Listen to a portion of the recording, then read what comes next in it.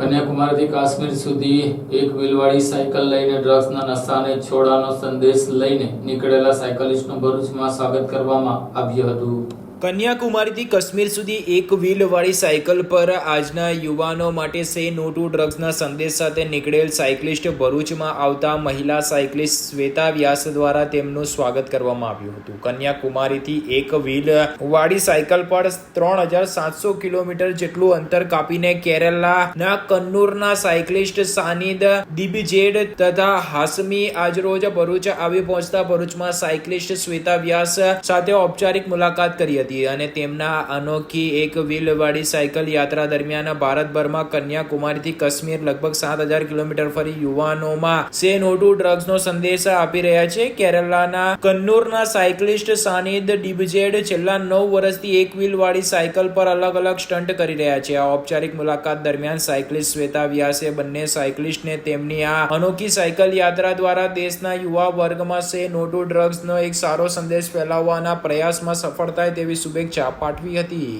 નમસ્તે, મારું નામ શ્વેતા વ્યાસ છે। આજે ભરૂચમાં હું તમને એકદમ અનોખા સાયકલિસ્ટ આવી ચૂક્યા છે જે ફક્ત એક વ્હીલથી સાયકલ ચલાવી રહ્યા છે।